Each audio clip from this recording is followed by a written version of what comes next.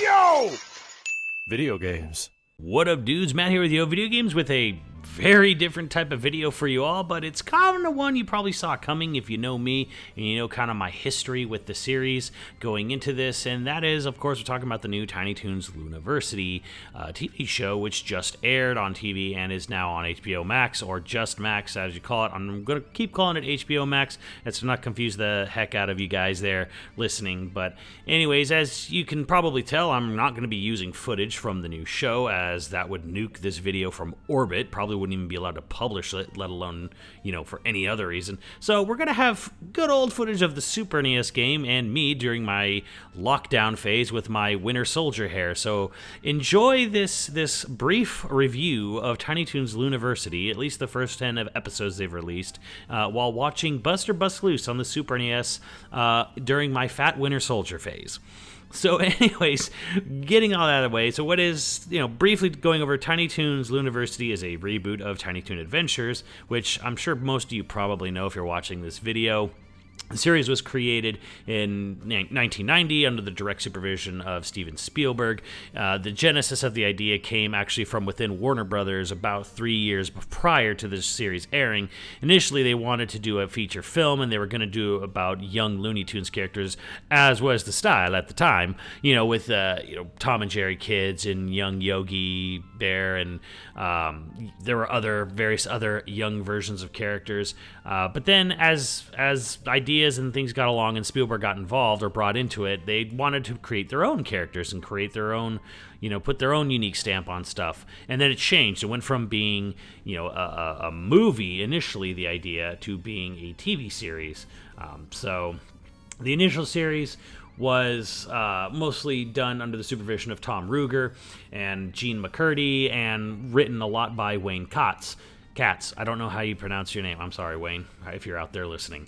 So, so that being said, went into syndication with the idea, because at the time, again, as style at the time, Disney Afternoon was getting kicked into full gear, and Warner Brothers wanted an answer. And this was kind of an interesting phase in time, because when the original Tiny Toon series came out, the idea was that both Disney and Warner Brothers were going to throw a lot of money into children's programming, and they're forced for the idea of syndication, so that it could be rerun over and over and over again. But they're also going to do it, kind of as a sort of, a boasting competition, who could have the better looking stuff, and this is obviously reflected with things as DuckTales originally, Gummy Bears, everyone remembers that, and Tiny Toons was sort of the genesis, the birthplace of a big Warner Brothers cartoon renaissance, which would later include Animaniacs, Batman the Animated Series, Freakazoid, etc.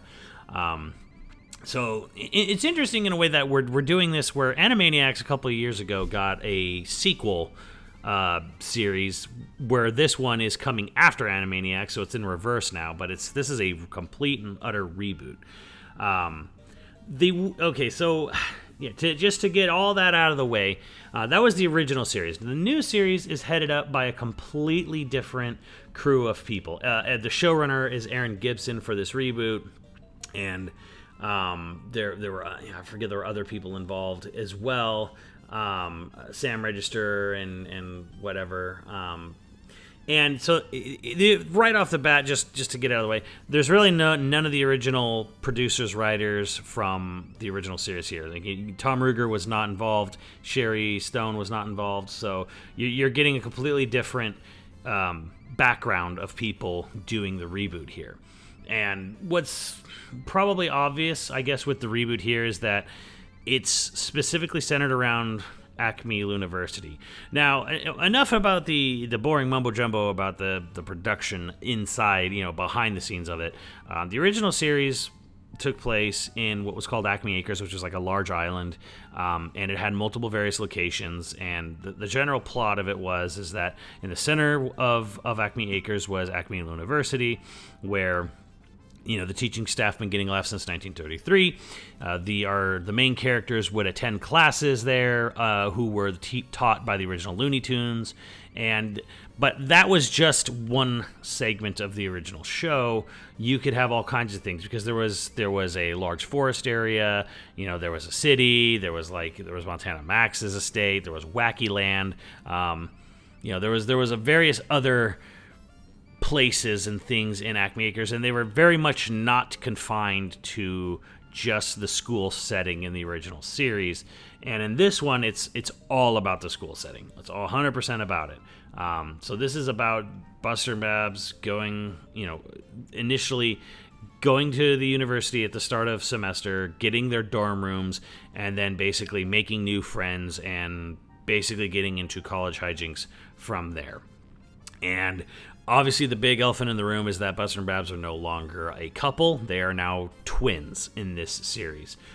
This was explained by the showrunner, Aaron Gibson, who said they're fraternal twins, which was not an original plot point. I wanted to dive in to a brother-sister relationship that looked really symbiotic and collaborative and supportive, not antagonistic. Seeing two people who are really on the same page, then how do people who are so close make new friends? Find out who they are by these new relationships, these new college experiences, while still having fun and doing the dumbest stuff you'll ever see on TV, but having story and plot points and character development.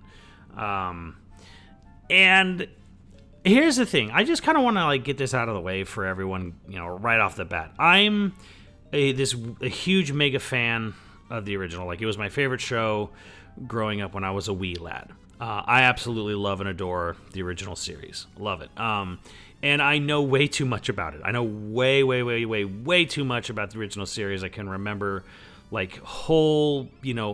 remember way too many episodes names, when they aired, that was first season, that was second season, stuff like that. I have this weird elephant brain memory of the original series. And obviously I'm an older guy, and in doing a reboot to me initially it was kind of okay, it's a reboot, I guess it's really not for me. And I wanted to go into this with kind of a more open mind about look, it's okay. It's not for you. It does, but that doesn't mean it has to be bad, right? Okay, they're twins now. Maybe this is a whole new angle. Just kind of go in with this and just judging it on its own merits and not as how does it stack up to the original or. And I think a problem a lot of people might have initially going in is that okay, why is this character acting this way? Why is this character would not do or say this thing? I don't know how many people like me out there are even going to be like that for Tiny Toons, because I feel like Tiny Toons kind of got lost over time. Animaniacs kind of came out, ate its lunch, and just kind of sucked up all the collective consciousness of anyone's memories about Spielberg, Warner Brothers cartoons from the early 90s. So Tiny Toons to me was always kind of it was my series, but I am also fully aware that it kind of got lost to time, especially because of Batman and Animaniacs, being so big, afterwards. Tiny Toons is the series that walked so that, Animaniacs could run. I personally prefer Tiny Toons to Animaniacs, just from a, purely nostalgia standpoint, and I just kind of enjoy the characters generally more, but it's kind of in a way, kind of a forgotten footnote. The only thing that kind of sticks out, helps Tiny Toon Adventures stick out, I think, is the fact that Konami made 10 video games, and I own them all. So, yeah, I just wanted to go into Looniversity being okay, let's not compare this, let's not make this nothing but this is wrong because this character would never do this or this character should never say that. Just kind of judge it on its own merits. And here's the kind of the whole breakdown of it. And that is, I actually kind of find Tiny Toons Looniversity fine, but I think it's kind of boring.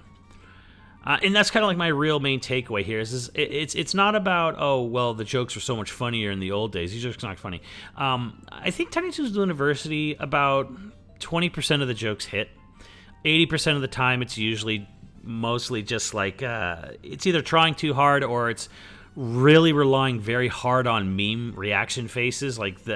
This show, if there's one real fault to the show getting into the animation, is that the reaction faces are good, but they're also kind of a crutch, used in comedy for the show because they default to doing that more than actually telling a joke a lot of the time. But I will say this, when the jokes do land, that 20% of the time, they're actually really funny. And I actually find it, pretty humorous. I pretty good laughs out of me, and during those nice, 20% of the times that the jokes are actually landing. So I'll give credit there where it's when it does hit, it hits pretty good. But there's a lot of times where characters are kind of just talking and a lot of times just screaming, and it's just kind of it's kind of a little too predictable, a little too a little too try-hardy. And I think one of the biggest problems is the fact that this series, as it is, with the 10 episodes we have to judge on, it's very unambitious in scope. It's not selling you something that it's not. It's called Tiny Toons Looniversity because everything in this show is about being in a university.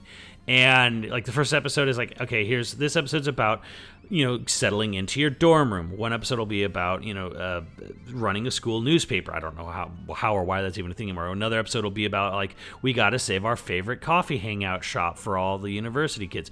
This episode's about taking a mentorship under a mentor you didn't know you wanted, kind of thing. This episode, might be about transferring to a different school. So that's kind of like the really, this episode's about running the school play. And I think this is where it kind of feels a little boring. Like, they usually present some, episode where it's like, this week, it's all going to be about prank week between this university and some other university. In this show, it's Aqua Lu. It's not Perfecto Prep. Again, I want to let me flex my Tiny Toons knowledge a little bit. Roderick Roden is now apparently a student of Acme Lu and not Perfecto Prep. Perfecto Prep has been replaced with Aqua Lu. Whatever. But so like an episode will be like, okay, this episode, something comes up. Oh, it's prank week. We need, oh my gosh, we must do the most epic prank ever. Okay, so that becomes the big thing for the week. So that's the main focus of the episode, and then hijinks sort of ensue, and then that's kind of it. And then the next episode will be like, okay, now it's time for this prank or whatever, or university deigned thing. And it kind of feels like it's just running down a sort of checklist of movies like Animal House, or it's like they basically watched Monsters University and were like, okay, do every plot point in that movie. We got to have our own version of it going into here. And that's kind of where I think my main honest critique for this show is that it's too dialed into its kids going to school, where the original series could have an episode where Acme Acres is experiencing a number of earthquakes that are ripping across the land, because it turns out there's gremlins living deep underneath the surface of the earth, and the core of the planet was had a solid chunk of gold in it, and Montana Max discovered this, so he stole the solid chunk of gold because he's a rich asshole, and now all these gremlins are basically going to wreck the surface of the earth unless Buster and Babs can get down there, figure out what happened, and then get the giant golden chunk of gold back down to the center of the earth. So there'd be an episode where Plucky could get abducted by aliens, and it goes into a giant Duck Dodgers meets Star Wars parody. There could be episodes about Buster and Babs theater hopping just so they could have an excuse to parody Indiana Jones, and Star Trek and various other things. You could have an episode where Buster Bunny accidentally goes to retrieve his soccer ball, and he finds out he accidentally takes back a dinosaur egg for a T-Rex because there was a time portal below, this cave where his ball got kicked into. There might be there's a wildly creative sort of anything goes attitude to the original series, and sometimes they're mixed very well. Where like Babs is too much of a spaz at school, and everyone tells her to use self-control, and she doesn't want it, so she runs away to Wacky Land, which is basically non sequitur land, and then Buster and Hampton and Plucky have to go and basically convince Bab to come back home, and then they have to escape from Wacky Land because the nuttiness of all the really weird tunes won't let them leave, kind of thing. So there's a wild creativeness, and there's the original series is called Tiny Toon Adventures, where you could have adventure episodes like a Wolverine is stalking the main characters as they're trying to play practice playing for band or whatever. There's an episode about trying to save a bunch of animals from a mad scientist who wants to genetically splice them all together, Dr. Gene Splicer. You don't get any of that in Tiny Toons Looniversity. You basically get a very traditional, basic, okay, Plucky's writing gossip, stories in the newspaper, or Buster's learning to do, magic under an obscure 1960s Looney Tunes character, for a mentorship. Hampton wants to become a doctor and is thinking of transferring schools or whatever. There is one, I'll say this. There is one creative episode where Wile E. Coyote has a yard sale, and Babs and Sweetie buy a time machine from Wile E. Coyote so they can go back in time to acquire vintage clothing and then sell it for profit in the present time, which leads to some fun stuff. And then Buster buys a clone machine. He makes a clone of himself who, if he stays too long, if he stays too long in the real world, the clone will turn evil, and then the hijinks ensue from that. So there's a little bit of hinting of that, but like a lot of the time it's and that's not to say the original series didn't have its school focused episodes, because it absolutely did.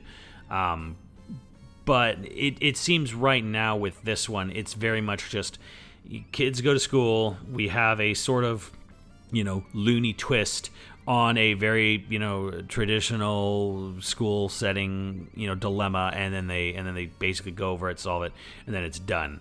Kind of like an interesting comparison is one of the episodes is Buster, has this whole history of Toonie Ball, which is very reminiscent of the football episode from the original series, kind of, but it's kind of an A plot, and there's a whole other B plot going on, and it's kind of it's nowhere near as sort of like in depth as the original series, which was like the whole episode was focused on beating Perfecto Prep at football, and how they were basically trying to get Plucky to throw the game by basically enticing him with all kinds of, favors and goods and whatever from Perfecto Prep and stuff like that. So you don't really get like a more in-depth plot like that. You basically just get like Buster's too into the sport, and then Foghorn Leghorn's trying to tell him to have fun, but Buster can't see that at first, but then he learns to just have fun and stop worrying about winning, and then he wins. It's a little bit basic like that. And yeah, I think really it's just kind of boring. And here's my other kind of weird criticism. I don't know how much this is going to matter much or whatever, but people going to university right now would be born in 2005. And that means that they would have been 5 to 6 around 2010, 2011, which would be a good 2 decades nearly since Tiny Toons stopped making new episodes, and it'd been about, by the time someone who's in college now was a child, in that magical 6 to 11 bracket, Tiny Toons would never have even been a thought in their mind, because it would have been off the air from anything for 15 plus years. And obviously, people like me who watched the original series when we were young, we are way beyond our college years, and it's kind of just one of these things that I just kind of sit there and just kind of wonder, who was this show for? And my biggest takeaway is kind of the takeaway I kind of had a little bit of a fear going in, which was I don't really understand the point of rebooting Tiny Toons. Like, there's both, I got both nostalgia tingles, just be like, oh, it's kind of great seeing these characters on screen again. That was kind of nice. And then there was a part of me that's like, why are we rebooting it so hard? Like, why are the characters being rewritten so hard? Like, why even bother? And it's not because, like, how dare you ruin my childhood. My childhood is totally fine. The original series isn't going anywhere. I don't fall into that trapping at all. This series existing in no way invalidates the series that came before it. But that being said, my opinion on it is basically, why did we even bother rebooting such an honestly obscure series? Again, I've said it before, but this series kind of got forgotten, over time. It was wildly overshadowed by the success of Animaniacs and then Freakazoid and Pinky and the Brain. So it's weird to me that they're rebooting the series, changing the character dynamics up so much, for a show that really didn't have much in the way of IP recognition. Like, there's only probably a handful of like old ass people like me who would remember Tiny Toons, but also remember any details about them. Because I imagine most people, my age would be like, oh yeah, I kind of remember that show. I remember Baby Plucky. And that's another thing. It's weird that there's no Baby Plucky segments. Like, if there's one thing anyone remembers from the original series, it's probably Baby Plucky segments. And this show doesn't have any of those. It's so, that to me, that's the most bizarre thing. But then again, it's nice that they're not, I guess, resorting to running on old gags people remembered. But like, yeah, it's just, it all kind of feeds into this loop of like, I'm not sure why they chose this IP to begin with. I don't know what was enticing about this IP to the showrunners, because again, most people don't remember much details at all about Tiny Toons, especially not the way I do. So it's really not for longtime fans, despite what Warner Brothers might have said in a press release. I'm like, it's kind of its own thing, and that's totally fine. And it's definitely not for... It's also weird because I don't know how much a child, a 6 to 11 kid, is going to be really all that interested in college hijinks on a weekly basis. It's a weird subject matter. This whole project comes off to me feeling like a weird CalArts experiment. Like, basically, like, this is something that, you know, a group of students at CalArts would do for their final project. You know, make a little mini documentary series about their life attending art school or something. So if the idea was more like, it's kind of being made for the writers or people, you know, in their early 20s right now, I'm like, I don't know what's here for them necessarily either. It's just very, very bizarre. Basically I'm getting at is I don't know why they didn't just make this an original series. Like, I guess if maybe the idea was that, like, hey, someone wanted to make a cartoon show about Toons going to school, and then they're like, oh, Tiny Toons kind of had that thing covered. There's this whole part of the original series. Why don't we do that? Why don't we reboot Tiny Toons, since that kind of fits so well with what, we wanted to do. I don't know if that's exactly how that happened for the showrunners of the reboot. Maybe it is, maybe it isn't. It just kind of feels that way. And then judging it really truly on its own merits, I don't think it's really that exciting.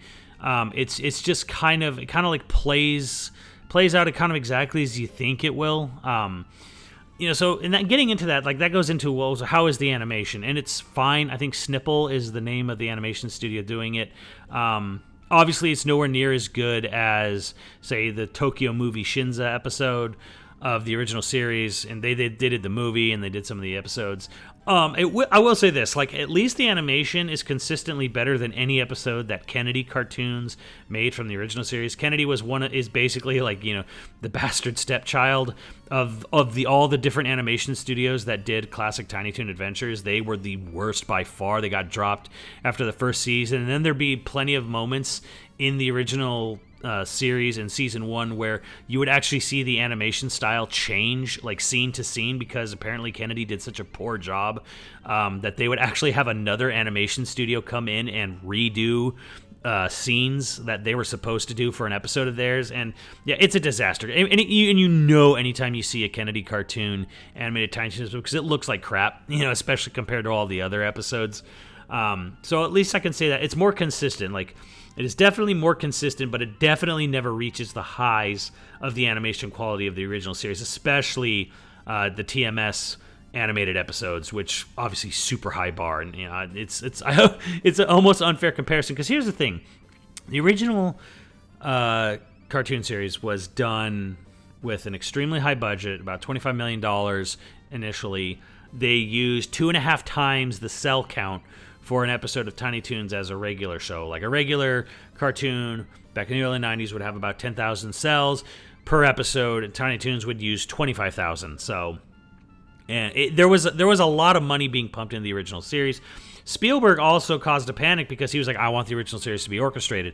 The original series, Bruce Broughton did the original theme, and there were 26 other composers, and they would fully record with an orchestra every episode uniquely for the original series. I don't really think that's happening here. It definitely... I'll give credit to the composers of this series. They're definitely trying to sort of keep up to the original standard of the original series, but it's clearly not using, like, this crazy full orchestra, uniquely written music compositions for each episode like the original series had. It's doing its best, to keep up, but it's obviously not there. And that kind of, like, just goes hand in hand with the animation, where it's like they're doing their best to sort of keep up with the original, but it just doesn't have the budget of the original series, so it doesn't really quite have the highs of it. The backgrounds are very much backgrounds of animated cartoons today, which means they're very bland looking. Not a lot of detail goes into them. The characters themselves are also very flatly shaded, vector, graphics, however you want to call it. Everything has that, that very clean digital look to it. And, so it misses a little bit of the sort of painterly grit that the original series could have. That's more of a product. That is a product of its time now versus a product of its time back then. So, that's kind of like, feel about that how you will. But overall, I would say the series is fine, good. Like it's like a 7 out of 10 that's really flirting with a 6 most of the time. And in part per episode, it can go from like, this episode could be a 5 or a 6. This episode could be like a 7, maybe a little higher. So, if I'm feeling very generous, it's like a 7 out of 10, but it's closer to probably flirting more with a 6. It's fine, but I don't really know who it's for. And I think the really biggest problem with this show is that it's too narrow in scope. It's too limited. Looney Tunes could be anything they wanted, any short from Looney Tunes could be any random thing, and Tiny Toons was a little bit more controlled in that it had a setting, it had sort of like a series Bible, if you will, of like where characters lived, what they did, but there was all kinds of weird episodes. An episode could be about, there's this crazy circus owner who drives like a doom train, and he's capturing all the wacky land citizens and putting them into his circus, wherever the cast has to rescue it. Or it could be like about this character Gotcha, trying to be literally just being a Cruella de Vil and them having to save a bunch of animals from being turned into fur. Or it could be an episode where they're really poor on the beach and they find a treasure map and they go to an island and they try to dig up a treasure, but then it turns into the plot of Up, way before Up, stuff like that.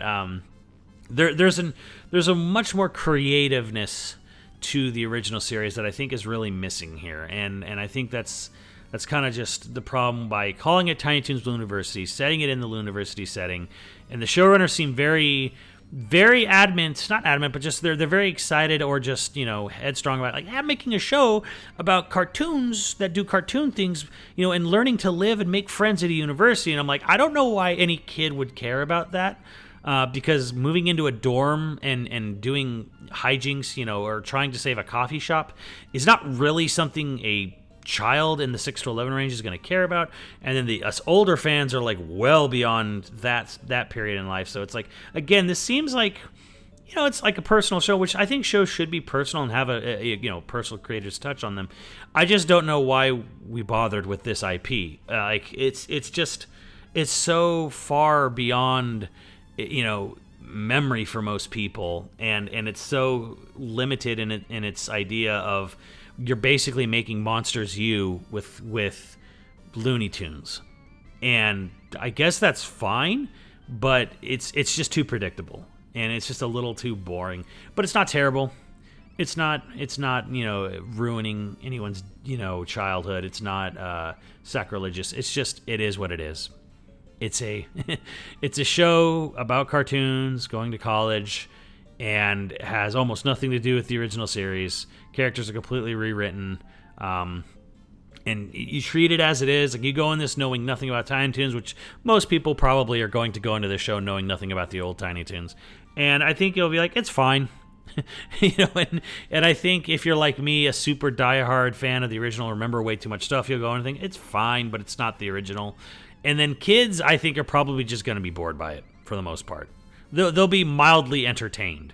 This is the equivalent of Bobby's World to most cartoons coming out today, where Tiny Toons used to be the cream of the crop, and now it's kind of like, oh yeah, now there's this other cartoon. It probably has as much budget as any other random, generic cartoon that they pump out today. So yeah, that's probably the most damning thing I could say about it, but it's also, I feel, kind of just the honest truth. It's fine. It's nothing great. It's nothing special. It's not some grand, comeback for the franchise, and it's not, and it's not some like incredible fresh new idea either. It's just, it is what it is. It's Monsters University with cartoons, and it's that limited. Oh well, maybe other episodes will change my mind. Maybe there's more to it than meets the eye. But going by the first 10 episodes, that's my feelings on it. It's fine, just kind of boring. And yeah, that's how I feel. So that is my diehard Tiny Toon Adventures review for Tiny Toons Looniversity. Let me know what you guys think. I'm curious about this one, and I'll see you in the comments later, dudes.